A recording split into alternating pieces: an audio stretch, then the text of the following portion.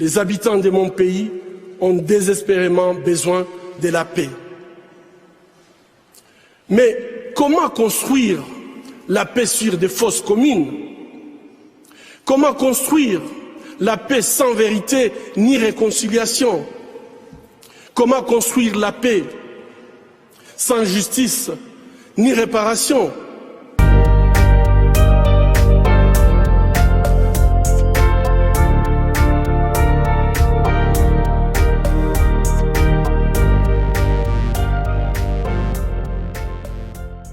Chers amis auditeurs, bonsoir. Aujourd'hui, nous sommes mardi, le 19 janvier 2021, et nous avons commencé nos émissions de ce jour, justement. Et permettez-moi de commencer par vous saluer, bonsoir, et surtout que le Seigneur soit avec vous. Aujourd'hui, nous avons trois sujets à aborder, mais je vais d'abord vous présenter celui qu'on va aborder en langue française. Et puis après, les autres sujets qui seront avec Nyarwanda seront abordés après. Et aujourd'hui, nous avons un autre thème. Évidemment, vous savez que tous les mardis, nous abordons un thème qui est en relation avec la vie des Rwandais, un thème qui vise à éclairer, justement, comme le nom de notre radio le stipule très bien, la radio Rumuri, c'est-à-dire la radio qui éclaire, qui apporte la lumière, qui essaie d'éclairer les gens. Et aujourd'hui aussi, nous allons essayer d'éclairer un sujet. Nous allons vraiment essayer de voir un sujet qui est très délicat, comme je vous l'ai dit tout à l'heure, pour ceux à qui j'ai envoyé les programmes de ce jour. Un sujet qui est très délicat, un sujet à savoir le génocide contre les Tutsis. Nous allons l'aborder dans un angle qui est un peu, on va dire, polémique, parce que il est des gens qui essayent de dire la vérité et toute la vérité sur ce qui s'est passé au Rwanda à partir des années 1990 ou 1990 chez nous, vers des années 2000. En fait, toute l'histoire du Rwanda à partir de 1990 jusqu'à nos jours, toutes les personnes qui essayent de dire la vérité, et toute la vérité, j'insiste bien sur toute la vérité, parce que il y a la doxa rwandaise qui est là, qui est admise, qui est avancée, qui est soutenue par le régime actuel à Kigali, qui dit que le FPR a sauvé les Tutsis, qu'il a arrêté le génocide, que voilà, tous ceux qui cherchent à aller voir ce qui s'est passé réellement de l'autre côté, toutes ces personnes, tous ces gens sont traités de négationnistes. Et aujourd'hui, alors on va aborder ce problème aujourd'hui. On va voir qu'est-ce que le génocide, comment est-ce qu'il est utilisé, comment est-ce qu'il est abordé. Et pour ce faire, je ne suis pas seul aujourd'hui. Je suis, encore une fois, avec monsieur l'ambassadeur Jean-Marie Ndagijimana, qui connaît plus que les autres. D'ailleurs, je crois qu'il est parmi les gens qui maîtrisent le mieux ce sujet. Parce que d'un côté, ce génocide-là a touché des deux côtés. Mais ça, je ne vais pas dire ça à sa place. Je vais d'abord le faire entrer au studio. Bonsoir, monsieur l'ambassadeur. Bonsoir, cher Célestin Sebahire. Bonsoir. Et je dis bonsoir aussi à tous nos auditeurs, à tous ceux qui suivent cette émission. Une émission, comme vous l'avez dit, à laquelle nous allons aborder un sujet très délicat, mais aussi de la plus haute importance pour le Rwanda, pour les Rwandais, mais aussi pour la communauté internationale dans son ensemble, puisque c'est un sujet qui dépasse les frontières d'un pays sur le plan légal et sur le plan géographique et territorial. Donc, je suis à votre disposition. On va essayer d'en parler. Je n'ai pas la prétention d'être un professeur devant des élèves. Non, pas du tout. C'est pour essayer ensemble, sous vos questions, essayer d'expliciter ce que je sais et de surtout ramener à l'actualité, à la situation ou la vision de notre pays, des Rwandais, sur la question du génocide aujourd'hui. Voilà, c'est ça ma prétention aujourd'hui. Oui, vous l'avez très bien signalé en disant qu'on va surtout ramener à l'actualité, justement. Et aujourd'hui, il y a certains chercheurs, certains écrivains qui sont en train vraiment d'aborder le sujet et qui font un travail purement scientifique, qui ne se soucient pas, qui oublient un tout petit peu la doxa rwandaise, comme je le disais tout à l'heure, qui disent qu'au Rwanda, il y a eu que le génocide contre les Tutsis, qu'il n'y a pas d'autres théories, qu'il n'y a pas eu d'autres massacres, qu'il n'y a rien d'autre, au Rwanda, vraiment, qu'il n'y a eu que ces massacres contre les Tutsis. On a même remarqué que on continue à aller déterrer les restes des humains, mais en disant que tous les restes qu'on retrouve pour le moment, les restes des corps humains, ce sont des restes des Tutsis qui ont été massacrés. Et on en arrive maintenant à plus de 1 600 000, plus de 1 700 000 victimes du génocide contre les Tutsis. Mais ça, on ne va pas polémiquer sur le chiffre. Vraiment, c'est pas très important. Mais le problème, c'est que toutes les personnes qui essaient de dire tout compte fait, le FPR aussi aurait commis quelques crimes. Toutes ces personnes-là sont traitées de négationnistes. Et le cas le plus parlant pour le moment justement actuel, c'est l'écrivaine canadienne qui vient de sortir un livre intitulé L'éloge du sang en français et qui l'a d'abord écrit en anglais. Et si récemment, la Radio-Canada lui a donné une interview pour essayer d'expliquer cette autre version des faits qui se sont déroulés au Rwanda. Et la Radio-Canada a été, si on peut dire, attaquée. Non, pas attaquée, mais il y a des associations du Canada, notamment Page et Humura, qui ont écrit à la radio canadienne pour demander que l'émission soit retirée et que celui qui a mené l'interview soit sanctionné et que la radio demande pardon et que, parce qu'elle aurait donné justement l'interview à Madame Jody River, qui est qualifié, justement, qui est appelé de négationniste. Mais c'est ça qui m'a poussé à dire, tout compte fait, le génocide, comment est-ce qu'on doit l'aborder, comment est-ce qu'on doit en parler, et c'est pour ça que j'ai voulu ramener ce sujet sur la table de discussion aujourd'hui, pour qu'on puisse en parler de long à large. Surtout que récemment, j'ai vu que vous avez fait une émission en langue nationale qui parle du génocide.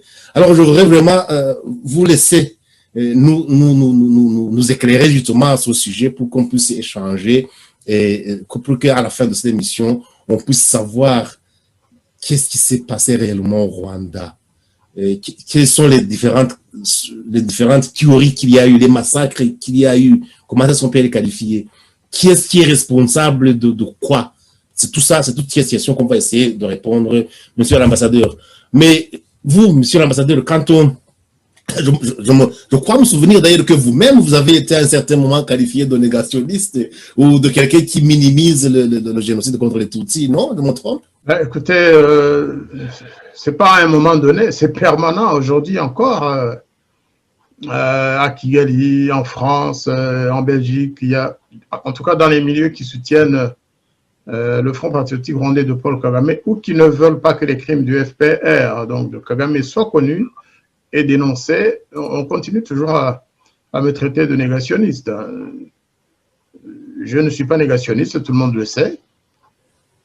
J'ai défendu mon honneur devant la justice française face à des gens qui voulaient absolument que je sois reconnu négationniste et la justice a suivi mon point de vue, selon lequel, en fait, dire et affirmer qu'il y a eu un génocide contre les Hutus, les populations Hutus, ce n'est pas nier le génocide contre les Tutsis. Et de toute façon, en ce qui me concerne, je suis incapable de le faire. Je suis incapable de nier le génocide des Tutsis, comme je suis incapable de nier le génocide des Hutus, pour plusieurs raisons. La première raison, elle est bêtement égoïste, tout simplement parce que j'appartiens au groupe ethnique Hutu et Tutsi. Je dis souvent que je suis un Hutu d'origine Tutsi, ou parfois que je suis un Tutsi d'origine Hutu. En tout cas, je suis les deux.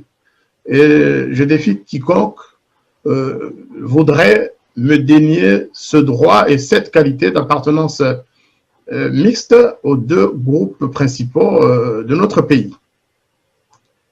Donc, je ne suis pas de ceux qui peuvent chanter, danser lorsque des Tutsis se font massacrer, pas du tout. Et je l'ai démontré aussi dans mon histoire personnelle. En 1994, tout le monde sait comment je me suis comporté lorsque le génocide a commencé. Qu'est-ce que ça m'a valu? Et tout le monde sait aussi comment je me suis comporté, quelle a été mon attitude et ma réaction lorsque j'ai commencé à avoir les preuves que le Front patriotique rwandais, que le gouvernement rwandais, auquel j'appartenais d'ailleurs, avait une armée presque exclusivement du FPR à l'époque, en 1994, qui s'adonnait au massacre massif et systématique des populations Hutus dans les zones qu'elle contrôlait. Donc, de ce côté-là, je ne peux pas être un négationniste. Et sur le plan légal, je ne suis pas non plus un négationniste, puisque je l'ai dit au début, hein, j'affirme et je ne nie rien. J'affirme que des Tutsis ont fait l'objet de massacres organisés, systématiques, ciblés, parce qu'ils étaient Tutsis, pendant 3 mois en 94, d'avril à juillet 94. Et j'affirme aussi que depuis 90, dans les zones contrôlées par le FPR, ce mouvement s'est adonné à des massacres sélectifs, systématiques et massifs contre les populations civiles hutus.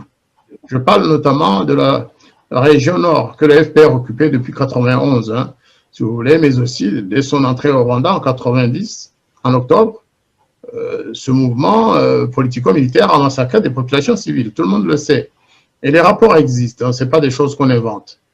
La seule différence, c'est qu'au bout du compte, en 1994, le FPR, le mouvement politico-militaire dirigé par Paul Kagame depuis 1990, a gagné la guerre. Et donc, en gagnant la guerre, il est au pouvoir depuis 1994 et naturellement, il ne veut pas qu'on évoque les crimes qu'il a commis contre les populations rwandaises. Et le FPR n'a pas tué que des Hutus, il a massacré beaucoup de Tutsis, notamment, on se rappelle le massacre des Bagogwe qu'il a voulu prêter aux Interahamwe et au gouvernement de Habyarimana. Tout le monde le sait aujourd'hui, les militaires du FPR qui ont participé à cette opération l'ont révélé avec force détail, mais on nous demande évidemment de fermer l'œil. Et comme c'est un gouvernement qui a les moyens, qui a une communication facile, qui a vraiment des outils de propagande très, très, très exercés. Et à mon avis, c'est un des pays les plus outillés pour, en matière de communication mensongère. Leur point de vue demeure celui de 1994, en disant que c'est le FPR qui a arrêté le génocide. Pas du tout, on pourra y revenir si vous posez des questions à ce sujet. Que le FPR a chassé les génocidaires, peut-être bien, oui, parce que la guerre, quand même, s'est terminée sur la victoire du FPR, mais le problème, c'est qu'il y a eu un nouveau génocidaire installé à Kigali, le FPR en l'occurrence. Oui. Tout ceci, je pense qu'il faudrait peut-être commencer par rappeler ce que c'est qu'un génocide, parce que aujourd'hui... Exactement, c'est là où je voulais en venir justement, parce que je voyais que, c'est juste pour essayer de nous mettre sur les rails, si vous voulez rentrer le sujet, mais exactement. Mais je vais commencer par le début, justement, pour qu'on puisse parler de génocide. Qu'est-ce qui s'est passé au Rwanda? Pourquoi est-ce qu'on parle de génocide? Qu'est-ce qu'est le génocide finalement? Pour qu'on puisse voir. Le mot génocide n'a pas été inventé par les Rwandais. C'est pas un terme inventé en 1994, en 1994. Le terme existe depuis la fin de la Deuxième Guerre mondiale. Eh bien, il a été officialisé, du moins la Convention pour la prévention et la répression du crime de génocide date de 48, date du 9 décembre 1948, sauf qu'elle est entrée en vigueur, cette convention, le 12 janvier 1951.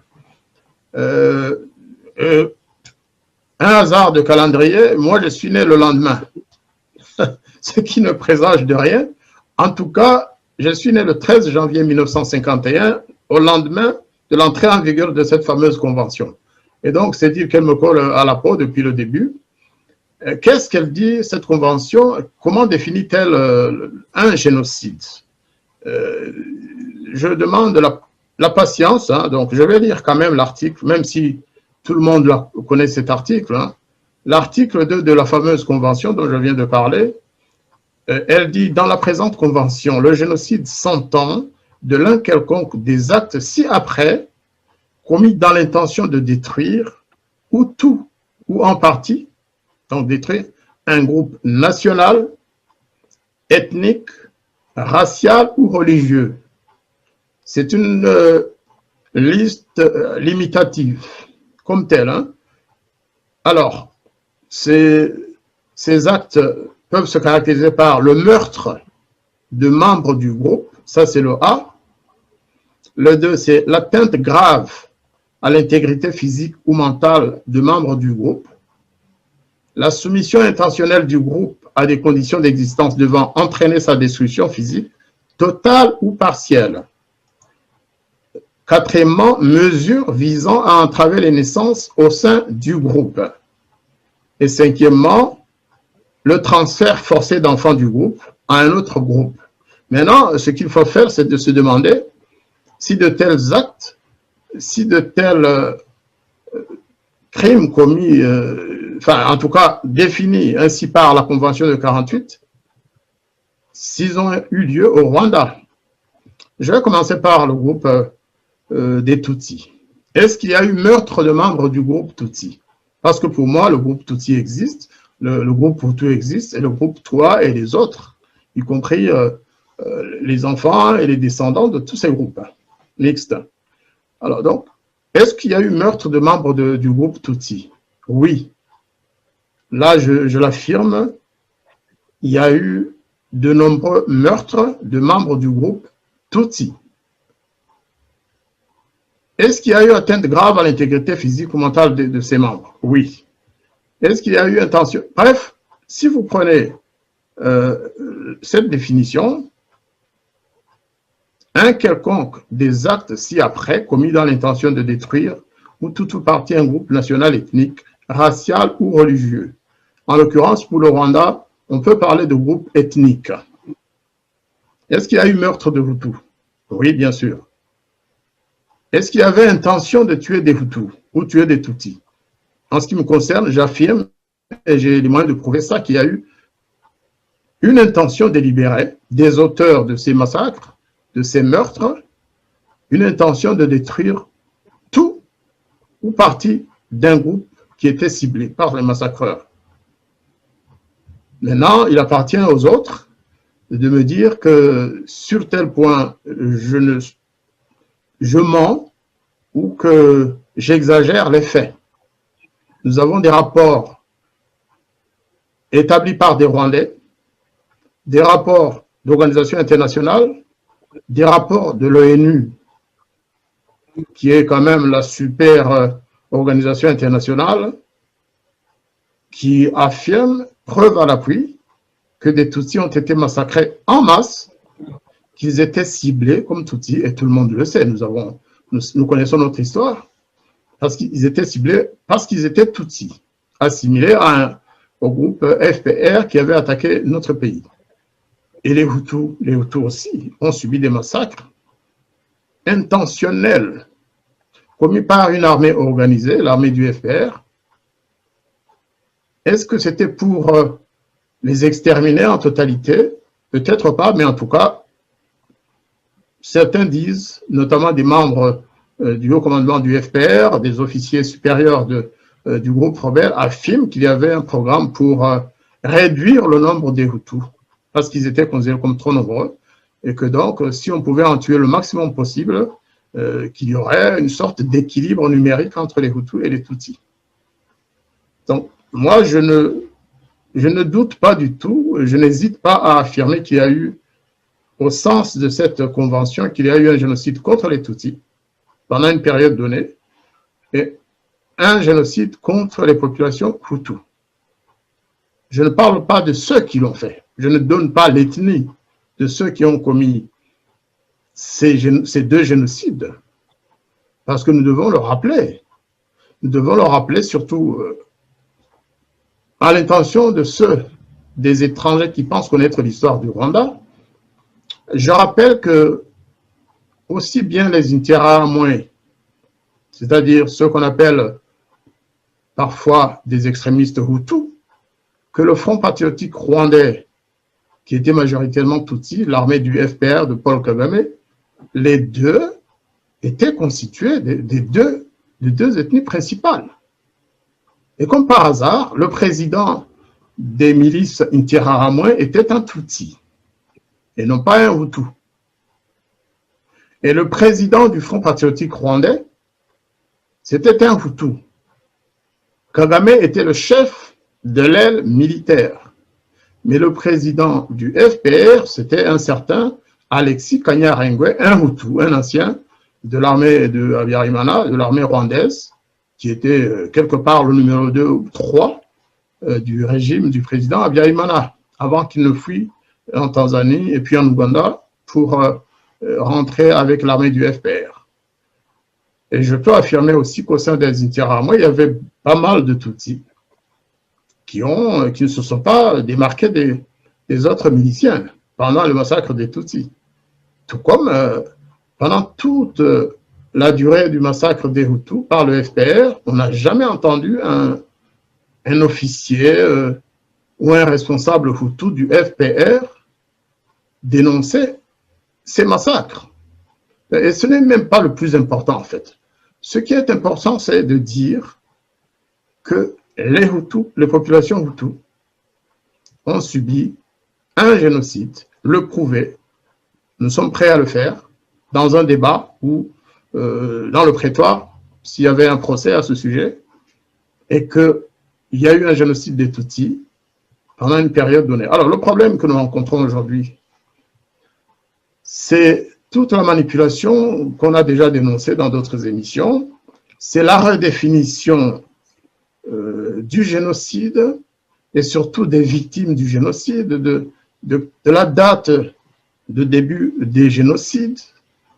Certains disent que le génocide des Hutus a commencé le 1er octobre 1990, alors qu'aujourd'hui, le régime du FPR, de Paul Kagame, affirme, et cela figure dans plusieurs lois, dans des lois sur le génocide des Tutsis, ils affirment que le génocide des Tutsis a commencé le 1er octobre 1990. C'est-à-dire, suivez mon regard, c'est le jour où le FPR a attaqué le Rwanda à partir du territoire ougandais. Donc, selon le gouvernement rwandais, ce jour-là, le génocide des Tutsis a commencé. Alors que dans les instances internationales, le gouvernement de Paul Kagame affirme et demande le soutien de tous les pays du monde pour affirmer que le génocide des Tutsis a commencé le 7 avril 1994, mais dans les lois internes, pour plusieurs raisons que nous pourrons aborder dans cette émission, si vous voulez, ou dans une autre émission,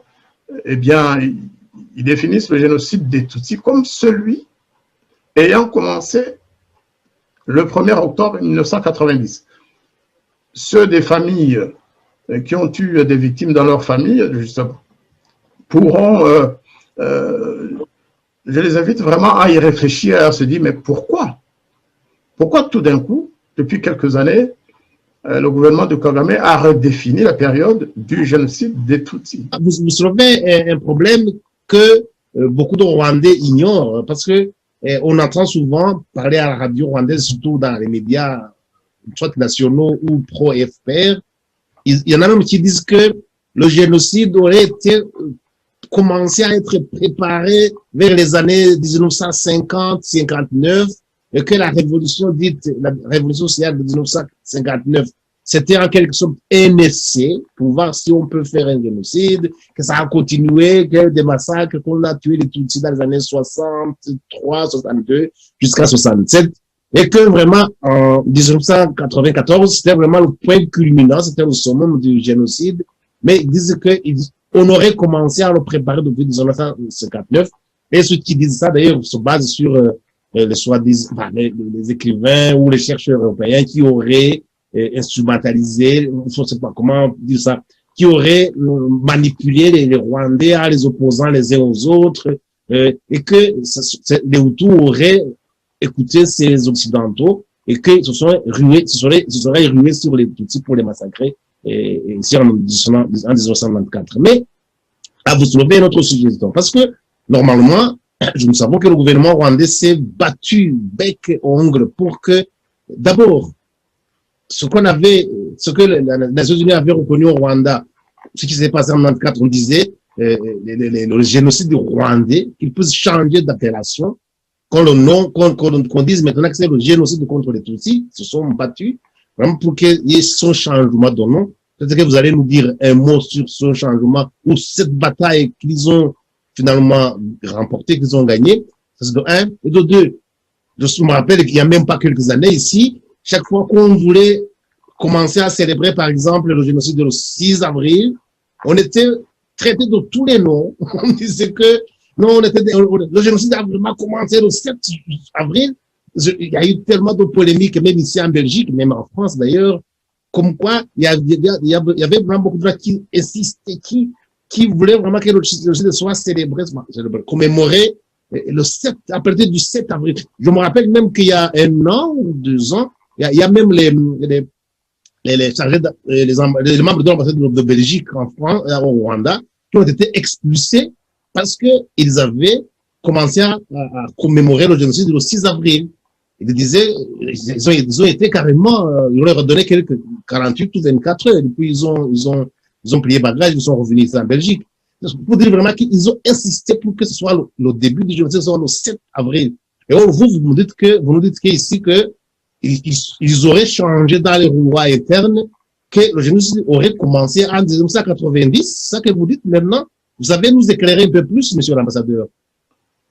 Bon, je ne vais pas, franchement, revenir sur toutes les théories fantaisistes qui prétendent que le génocide des Tutsis a commencé en 1959. Et si c'était le cas, ça se saurait. Il n'y a pas eu un génocide en 1959. Il y a eu, c'est vrai, pendant la période révolutionnaire de 1959, il y a eu des assassinats gratuits, inutiles, de personnes censées être contre la révolution. Et c'était majoritairement des personnes de l'ethnie Tutsi. Mais il y a eu aussi des Hutus. Chez moi, dans la préfecture de Cyangugu, à l'époque c'était la province de Cyangugu, il y a eu des Hutus qui ont été tués par leurs voisins ou par l'administration communale ou je ne sais plus qui organisait tout ça. Donc il y a eu certainement des morts inutiles pendant cette période. Je ne vais pas dire comme dans toutes les révolutions, comme en France, comme en Russie, comme ailleurs, mais ça ne s'est pas appelé génocide en ce moment-là. Maintenant, si on veut remonter plus loin, parce qu'il y en a aussi qui, avec la même fantaisie, disent que le génocide au Rwanda a commencé en 1896, à l'époque du massacre de Ruchunchu.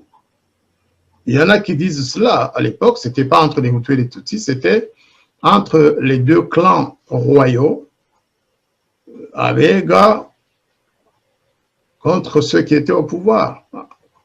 Oui. Donc, il y a eu l'élimination et l'extermination de la famille du roi de l'époque, le Talingwa. Et certains disent que c'était un génocide intra-Tutsi, un génocide interclanique. Maintenant, on peut là aussi en discuter, mais lorsque nous parlons du génocide des Tutsis aujourd'hui, lorsqu'au Rwanda on parle du génocide des Tutsis, moi je crois qu'il faut vraiment éviter d'extrapoler parce que ça fait mal à tous ceux qui ont perdu des parents en 1994, de vouloir étendre ça, comparer à des choses incomparables. Il faut déjà qu'on puisse s'entendre sur les événements les plus récents, les plus douloureux, les plus massifs, le génocide de 1994, des deux côtés. Et il n'y a pas que le génocide du Rwanda, parce qu'il y a eu aussi un génocide contre les Hutus au Zaïre, République démocratique du Congo, et contre les Congolais. Ça ne saurait tarder qu'on en parle d'ailleurs et que ça fasse l'objet de poursuites pour ceux qui ont commis ces crimes. Et donc, moi, j'affirme que le génocide des Tutsis, et c'est effectivement ce qu'on disait aussi au cours des premières réunions du gouvernement de 1994, j'y étais, on évoquait le génocide des Tutsis commis entre avril et juillet 1994. En ce moment-là, on n'a jamais parlé du génocide de 59 ou de 86, 1886. Il y a une logique à tout ça, mon frère Célestin, il y a une logique. Le génocide... Justement, c'est cette logique que j'aimerais qu'on puisse éclairer les gens. Voilà, je veux la logique tenter d'expliquer un peu. Je veux tenter d'expliquer parce que voilà. La stratégie du FPR en la matière est basée sur le mensonge, la pression, faire peur, terroriser l'adversaire pour avoir tout de son côté, pour gagner à tous les coups. Donc en 1994, effectivement, on parlait du génocide des Tutsis, c'était clair et net, c'était clair. Mais on ne se perdait même pas dans les dans les définitions juridiques, on disait qu'il y a eu un génocide contre les Tutsis, et c'était facile à voir, parce que moi, quand j'ai débarqué à Kigali, la plupart de mes amis étaient déjà morts. Les amis Tutsis, toutes mes connaissances Tutsis avaient pratiquement disparu. C'était une réalité. Et dans la foulée, j'ai découvert que de l'autre côté, partout où était passé le FPR, tous mes camarades, tous mes copains, les fonctionnaires que j'avais connus quand j'étais secrétaire général à la fonction publique, ils avaient été assassinés pour ceux qui étaient dans la zone du FPR.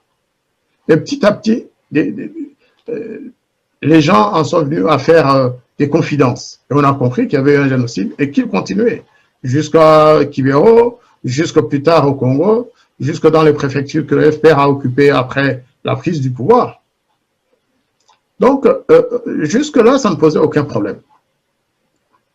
La difficulté, je pense, pour le FPR, c'était de tout faire pour justement ramener à Habyarimana les crimes qui avaient été commis après sa mort.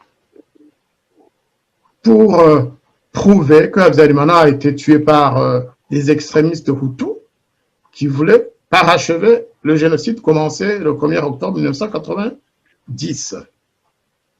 Mais comme ça ne clopait pas avec la version vendue par le gouvernement rwandais, ils se sont dit peut-être que pour impliquer le président Habyarimana et son système, pour le faire, il faut remonter à la période où il était encore président de la République et où il était encore vivant pour l'impliquer dans le génocide des Tutsis. Ce ne sera pas possible parce que tous ceux qui connaissent la situation, tous ceux qui connaissent l'histoire du Rwanda savent qu'entre octobre 90 et avril 94, il n'y a jamais eu de génocide. La preuve, c'est que le FPR et les chantres de cette version ne sont pas capables de dire dans quel village, dans quelle préfecture, dans quelle commune, sur quelle colline, il y a eu un génocide contre les Tutsis, ou tout simplement de donner la liste des Tutsis tués pendant ce génocide. C'est vrai, là aussi, il y a eu des crimes contre les Tutsis, Bugesera, Kibirira et ailleurs. Mais ce n'était pas des génocides, c'était des massacres, comme ça, momentanés, et le gouvernement intervenait pour les arrêter. Le gouvernement, à l'époque de Habyarimana, ce n'est pas à l'époque de Kagame. Donc, on ne peut pas dire, sauf vraiment, si on veut faire porter le chapeau au président Habyarimana, à tous ceux qui étaient dans le gouvernement Habyarimana, y compris, moi, quand je discute avec ceux qui défendent cette thèse, je leur dis, mais alors, donc, tous ceux qui étaient dans le gouvernement Habyarimana après octobre 90, ils sont quelque part responsables de ce génocide. Et tout le monde sait que à partir de juin 91, le multipartisme a été introduit au Rwanda et que le gouvernement, les différents gouvernements jusqu'en 94 étaient dirigés par des membres de l'opposition démocratique. Et que dans ces gouvernements, il y avait plusieurs Tutsis qui avaient des rôles et des postes importants. Donc on va leur faire porter le chapeau pour faire plaisir à Paul Kagame. Et au FPR, moi je dis non. Les Rwandais doivent savoir que le système de mensonge, un mensonge qu'on ne peut plus supporter, que ce système doit être dénoncé par les Hutus, par les Tutsis, pour donner la chance à nos communautés de se réconcilier. Il ne faut pas qu'on fasse tout. Je ne vous ai pas lu la définition d'ailleurs de ce génocide par... je vais donner l'exemple de la loi portant création du Fonds de soutien et d'assistance aux rescapés. C'est le FARG qu'on appelle. Donc, déjà l'intitulé, c'est Loi numéro 81/2013 du 11 septembre 2013 portant création du Fonds de soutien et d'assistance aux rescapés les plus nécessiteux du génocide perpétré contre les Tutsis entre le 1er octobre 1990 et le 31 décembre 1994. Vous avez bien compris. Donc, pour eux, voilà la période du génocide. Et lorsqu'ils commencent à définir les actes de négationnisme, lorsqu'ils disent il y a eu un négationnisme, plutôt il y a des négationnistes au Rwanda, la même chose, ils disent que le négationnisme, plutôt le génocide dont il est question contre les Tutsis, c'est celui qui a commencé le 1er octobre 1990. Vous comprenez? Et donc, les raisons, elles sont nombreuses. D'abord, là, je parlais du FARJ, de ce fonds qui a permis au gouvernement de Paul Kagame d'amasser des sommes énormes pour, soi-disant, porter assistance aux rescapés Tutsis. Et je vous assure que avec le déplacement du début du génocide des Tutsis à octobre 90, il y a eu plusieurs manipulations énormes. Il y a des militaires, des familles de militaires du FPR qui sont arrivés au Rwanda précisément ce jour-là, qui ont dit, mais puisque le génocide a commencé le 1er octobre 1990, et que nous aussi nous sommes des Tutsis, nous sommes donc attitrés pour bénéficier du fonds réservé aux rescapés Tutsis. Ça, c'est un. Et beaucoup d'autres. Et vous vous souvenez d'un cas très connu.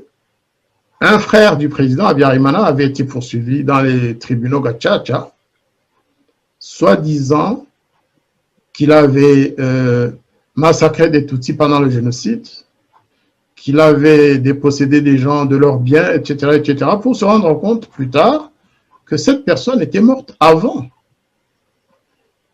Et il y a eu plusieurs cas. Et donc, pour étendre la responsabilité du crime de génocide à tous les Hutus habitant le Rwanda d'octobre 90 à décembre 94, ils ont inventé cette nouvelle définition du génocide des Tutsis qui aurait commencé le 1er octobre 1990.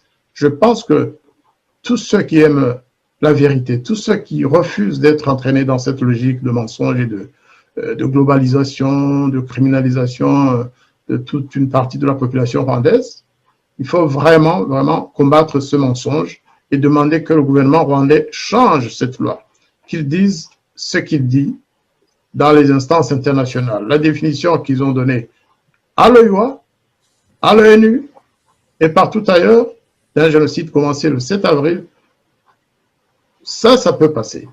Moi, j'avais une petite question, parce que je me disais peut-être que quand ils ont créé son fonds, donc FARJ, dont vous nous avez parlé, peut-être qu'en reculant la date de ce génocide, peut-être qu'ils voulaient justement inclure parmi les victimes des massacres qui ont lieu. Ils voulaient peut-être que les victimes des massacres qui ont lieu avant 1994 puissent aussi bénéficier de cette aide, parce que justement, et comme on l'a dit tout à l'heure, il y a quand même les Tutsis qui ont été tués avant 1994 et eux aussi qui ont été tués parce qu'ils étaient Tutsis, parce qu'on les soupçonnait de collaborer avec le FPR qui a attaqué le Rwanda. Peut-être qu'on pourrait penser ça encore, ça aurait un certain sens. Mais dans ce cas-là, que l'on parle de tous les crimes, parce que le Rwanda n'était pas habité que par des Tutsis en 1990-94. Mais qu'on parle de génocide ayant commencé le 1er octobre 90, effectivement, ça peut être une des interprétations. Mais la vérité, c'est qu'on a inclus, et on ne l'a jamais dit aux Rwandais, mais les bénéficiaires le savent, les militaires du FPR qui combattaient dans ses rangs à partir du 1er octobre 1990, ont bénéficié du FARJ. C'est une réalité dont on n'a jamais parlé, mais c'est la vérité. Et justement, ils ont adapté cette loi pour les mettre pour faire que la mort, y compris les militaires morts au front, les militaires Tutsis qui ont été tués pendant la guerre, sont maintenant considérés comme des victimes du génocide des Tutsis. Voilà ce qu'il faut dire. Et alors, les militaires... Si on comprend bien, c'est une façon insidieuse de dire, si le génocide a commencé en 1990, et que même nous, militaires, qui étions venus pour arrêter le génocide, si nous sommes morts sur le front, en voulant aller arrêter le génocide, c'est parce que nous aussi, nous sommes victimes de ce génocide. Si je comprends leur logique, alors. C'est la logique même, parce qu'ils disent en plus qu'ils sont arrivés le 1er octobre 90 pour arrêter ce génocide qui avait commencé le 1er octobre.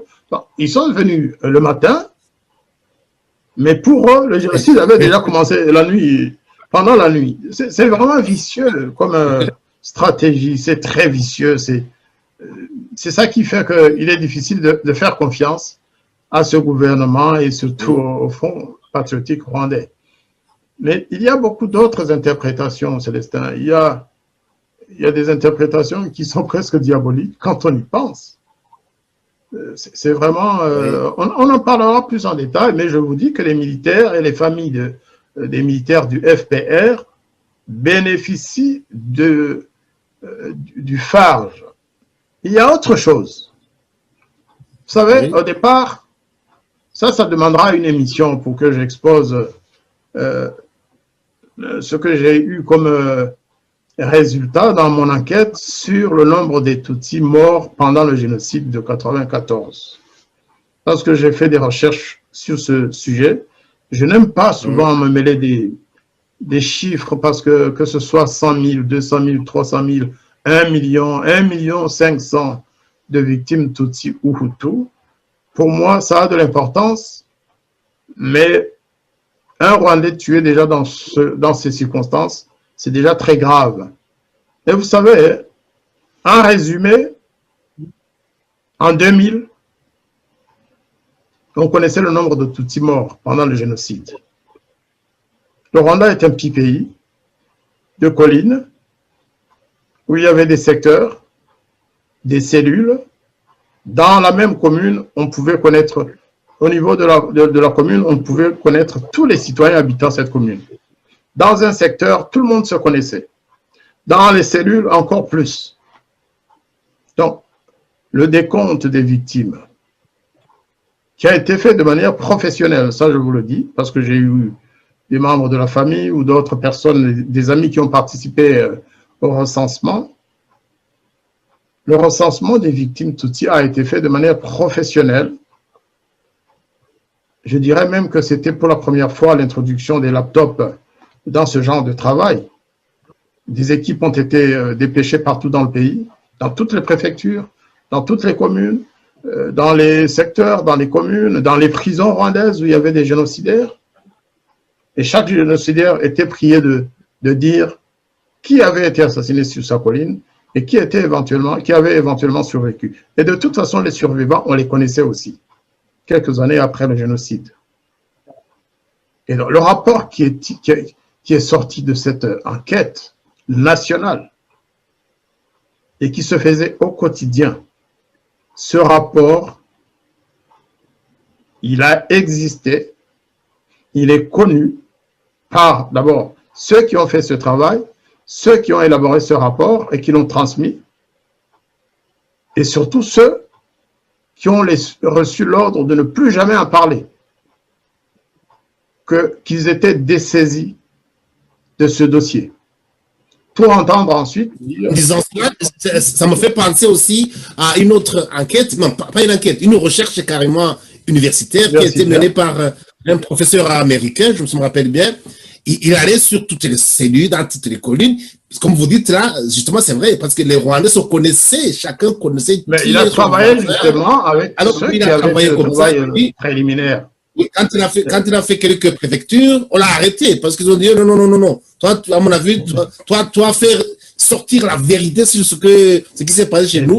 Si on se rend compte que le nombre de victimes qui sont vraiment réelles, qu'il avait trouvé sur le terrain, s'il est différent de ce que nous on veut qu'on dise, que ce soit le nombre de victimes, non. Alors, ils l'ont arrêté avant même qu'il finisse son travail de recherche. Le problème est né lorsqu'on leur a dit, mais Monsieur le Président, Messieurs les ministres ou autres représentants du FPR, mais ce n'est pas possible ce que vous dites.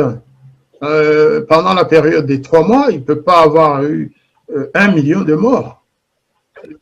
Ils ont commencé à leur sortir les statistiques censitaires. Ils ont commencé à leur dire, mais regardez, au Rwanda, il y avait autant de Hutus et autant de Tutsis. Comment se fait-il qu'avec autant de Tutsis morts, il en soit resté autant dans le pays? Vous savez, un génocide, ce n'est pas une mince affaire. Hein. Les étrangers, ils se sont tus, ils ont laissé passer. À part les 2 professeurs américains dont vous faites mention, que vous mentionnez là. Mais moi, je n'ai pas eu ce rapport de ces Américains que je ne connais pas. Je les ai vus une fois à la télévision qui en parlaient. Et moi, j'ai eu le rapport de nos compatriotes qui ont participé, j'allais dire, c'est pas un inventaire, c'est un recensement systématique des victimes. C'est un genre de recensement macabre, l'air de rien. C'est-à-dire que ce n'est pas macabre, il fallait absolument qu'on sache qui a été tué pendant le génocide, quelle famille sera indemnisée et qui pourra être poursuivi pour avoir massacré telle ou telle famille. Au départ, c'était tout à fait normal. Ce qui est macabre, c'est d'avoir pris le rapport, les chiffres fournis par cette équipe, par la commission, c'était une commission nationale, qui avait des branches dans chaque préfecture, dans chaque commune, et qui se déployaient sur les collines, dans les secteurs et dans les cellules. C'est un travail qui a été fait de la manière la plus professionnelle. Et moi, j'ai eu donc des témoignages des membres de cette commission qui m'ont rapporté comment ça s'est fait et comment, à la fin de leur travail, on les a appelés, on les a convoqués pour leur dire, écoutez, messieurs, dames, vous avez fini votre travail, vous oubliez ce rapport et surtout ne dites rien à personne. Sauf qu'ils oubliaient que ces personnes ont des membres de famille, qu'ils ont des amis et qu'ils ont une conscience qui les démange. Lorsqu'ils s'entendent dire qu'au début, ils disaient 500 000 Tutsis tués. Déjà là, ça faisait mal à plusieurs. Quelques temps après, ça devient 1 million. Et maintenant, on est à 1,5 million ou plus. Comment voulez-vous que les bailleurs de fonds, ceux qui aident le FARJ ou qui aident les rescapés, qui aident les victimes Tutsis, aillent comprendre que l'on passe de 280 000 à 500 000, et puis à 1 million, et puis à 1,6 million. Ils se taisent pour ne pas justement tomber dans le même travers de calcul macabre, mais ils savent, ils connaissent la vérité. Et nous, Rwandais, nous devrions vraiment nous asseoir et dire non, non, il ne faut pas qu'on continue à être manipulé par un gouvernement qui a basé sa stratégie de communication sur le mensonge et sur la terreur. Ça, il faut qu'on le dise.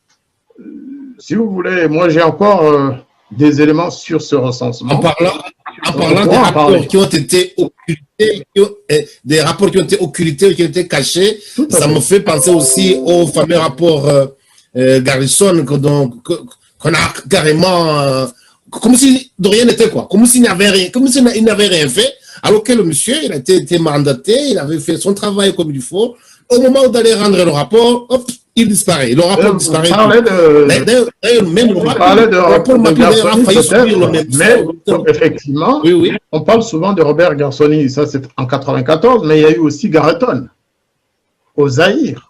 Oui. Garreton, un grand expert qui avait fait des rapports sur d'autres massacres dans d'autres pays, eh bien, lorsqu'il a essayé de remettre il a remis 2 fois son rapport. Et dans les 2 cas, il disait qu'il y avait eu un génocide au Congo. Et dans les 2 cas, son rapport a été mis dans les tiroirs jusqu'à ce qu'on envoie une autre équipe. Celui qui a sorti finalement le rapport mapping. Donc, on ne va pas revenir sur tous ces rapports, on en parlera petit à petit.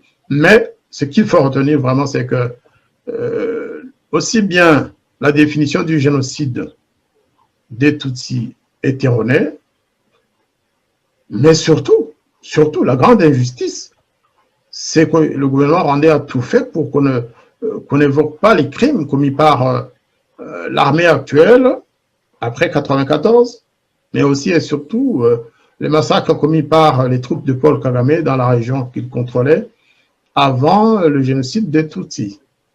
Donc, ce que nous devons, je pense, mettre en exergue aujourd'hui, c'est cette instrumentalisation du génocide et surtout les mensonges qui l'entourent. Est-ce pour cette raison que vous avez dit dans l'émission dont j'ai parlé tout à l'heure, l'émission avec Nyarwanda, que vous avez affirmé que c'est, on va dire, le FPR ou alors le pouvoir de Kigali qui est tout compte fait, qui est négationniste du génocide, ou alors qui le minimise tout simplement, qui minimise le génocide. Est-ce pour toutes ces raisons que nous venons d'évoquer que vous avez affirmé cela, monsieur l'ambassadeur? C'est exactement cela. Je dis que je suppose que vous aussi, vous avez perdu des membres de votre famille dans le génocide, hein, dans l'un ou l'autre génocide. Moi, j'ai perdu des membres très proches de moi. Dans l'aile Tutsi de ma famille, j'ai perdu des cousines, hein, les enfants de ma tante maternelle. En Kinyarwanda, on ne les appelle pas des cousines d'ailleurs. J'ai perdu des cousins. On les appelle frères et sœurs. Et j'ai perdu aussi des cousins du côté de mon père, des neveux, Hutu cette fois-ci. Et vous, Célestin, je suis quasiment sûr, parce qu'il n'y a pas eu une famille rwandaise épargnée par ces massacres, je suppose que vous avez aussi perdu des membres de votre famille. Alors, entendre dire, voilà, vouloir noyer ces massacres dans une période de 4 ans, c'est comme si vous preniez de la farine que vous disséminez. C'est comme si vous réduisiez à néant ces massacres. En fait, comme si vous en diminuiez la gravité. Passer de 3 mois, en ce qui concerne le génocide des Tutsis, à 4 ans, dire que ça s'est passé en 4 ans, c'est en réduire la gravité. Juste pour des raisons d'intérêt personnel au FPR, quoi, pour que ces militaires, les familles de ces militaires, puissent en profiter. C'est-à-dire, en fait, c'est profiter du sang des nôtres, qu'ils sont d'ailleurs partiellement responsables à avoir causé. C'est inacceptable, c'est inhumain, c'est très condamnable et nous devons continuer à le dire. C'est vrai que c'est risqué, hein, c'est risqué de le dire. Et c'est surtout risqué d'avoir trouvé tout ça. Beaucoup de Rwandais ignoraient que le génocide des Tutsis était, au sens de Paul Kagame et des siens, un génocide qui aurait commencé le 1er octobre 90. Beaucoup l'ignoraient et aujourd'hui ils vont dire ben, il a menti. Non, c'est bien écrit dans plusieurs lois. La loi sur le CNLG, la loi sur le FARGE, la loi sur le négationnisme qui réprime le négationnisme. Eh bien, c'est ça la définition. Et tout simplement, c'est un grand mensonge que le FPR se doit de corriger. Nous comprendrons sa gêne. Nous comprendrons qu'il ait pu se tromper et tromper tout le monde, mais il faut absolument revoir la copie, Monsieur le Président, parce que la loi, par exemple, sur le FARGE a été signée par le président Kagame et le Premier ministre Izumuremyi Pierre Damien, qui est aujourd'hui en prison, je pense, mais il a contresigné cette loi. Donc, il faut absolument que ces lois, les différentes lois qui portent cette définition, sans parler de la définition du négationnisme. Il faudra qu'on fasse une autre émission d'ailleurs sur qu'est-ce que le négationnisme au Rwanda. Qu'est-ce que le négationnisme? Comment est-il défini dans la loi réprimant le négationnisme? Vous serez étonné de voir ce qu'il y a dedans. C'est-à-dire que si vous dites que le FPR a commis des massacres, vous devenez automatiquement un négationniste. C'est-à-dire que si vous acceptez le rapport mapping, comme il a été rendu par les Nations Unies, si vous citez un rapport comme le rapport Gersony, si vous citez le rapport de Human Rights Watch de septembre 1994, déjà, si vous citez le rapport d'Amnesty International, les différents rapports d'Amnesty, si vous citez, bref, si vous citez tous ces rapports, au terme de cette loi sur le négationnisme, vous êtes traité de négationniste. Il faudra bien qu'on puisse en parler et que les choses soient clarifiées. Je vous remercie, monsieur l'ambassadeur, de nous avoir éclairé sur ce sujet parce qu'on se posait beaucoup de questions. Et d'ailleurs, je suis certain que certains Rwandais, comme vous l'avez dit, ne savaient pas que, aux yeux de FPR à Kigali, et contrairement d'ailleurs aux institutions internationales comme l'ONU, et eux, ils considèrent que le génocide contre les Tutsis a commencé le 1er octobre 1990. Et au moins, vous nous avez éclairé dans ce sujet et vous nous avez montré les raisons qui étaient cachées derrière ces faits. Juste un petit dernier élément. Lorsqu'en France, en mai 2018, je crois, ou 19, lorsqu'ils ont adopté un arrêté présidentiel, M. Macron a signé un arrêté en déclarant que le 7 avril de chaque année serait une journée de commémoration et de réflexion, comme aux Nations Unies d'ailleurs, sur le génocide des Tutsis. Eh bien, moi, j'ai pris les différentes lois sur le génocide, je les ai transmises à acquis de droit en France. Ils ont dit, mais monsieur, vous racontez des histoires. Qui vous dit que le génocide a commencé en octobre 90? Je leur ai dit, lisez la loi, lisez les lois que Kagame a signées au Rwanda et vous me direz s'il vous a raconté des bobards, utilisons cette terminologie ordinaire et courante en France, ou s'il vous a dit la vérité. Ils étaient les premiers à s'en étonner. À dire, donc il y a un double langage. Quand ils viennent nous dire d'agir, d'être empathique,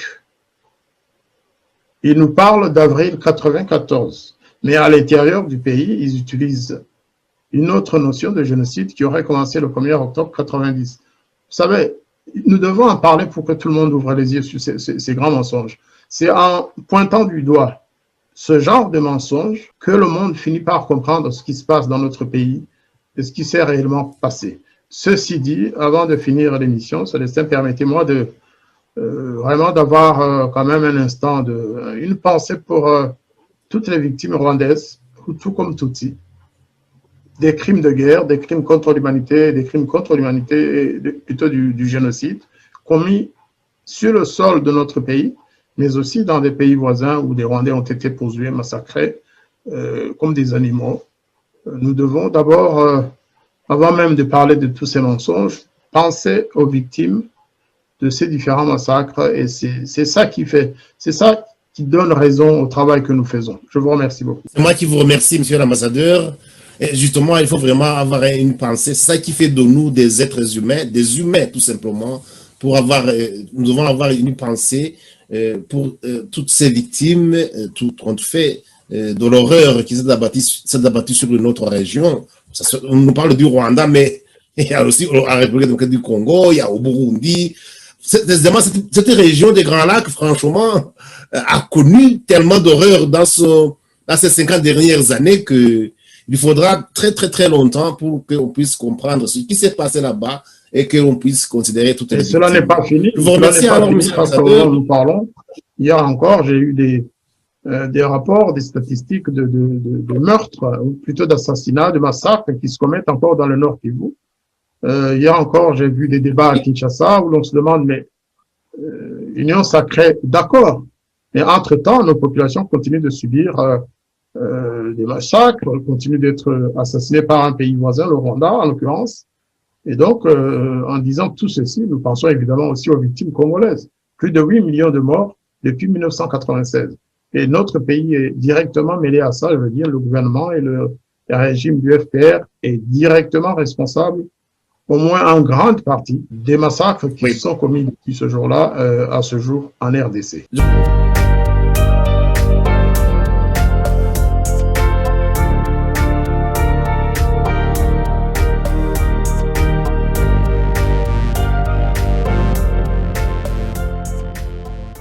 Les habitants de mon pays ont désespérément besoin de la paix. Mais comment construire la paix sur des fausses communes? Comment construire la paix sans vérité ni réconciliation? Comment construire la paix sans justice ni réparation?